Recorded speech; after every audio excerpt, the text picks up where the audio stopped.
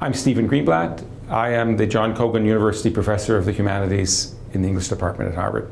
I don't think that programs that brought together history and literature were common in American education at the turn of the century, and they certainly weren't common after the middle of the 20th century when, as I say, the impulse was to build a wall between history and literature. What Harvard had in place was a intellectual structure that said, no, the wall is artificial. It was started in 1906 by Barrett Wendell in response to what he regarded as an excessively free-form curriculum for Harvard undergraduates.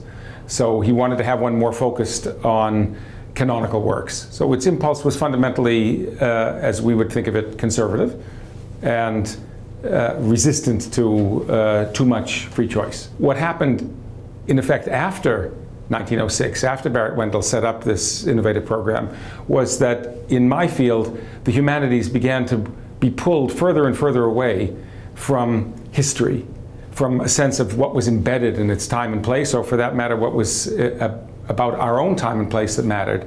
So if you pull history and literature apart, you produce a certain kind of work.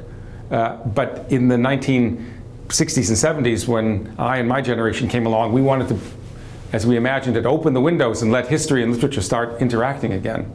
And what was fantastic about Harvard was that there was a structure already in place that had brought history and literature together, that insisted that you had to think about the two of them together, and that was the concentration in history and literature.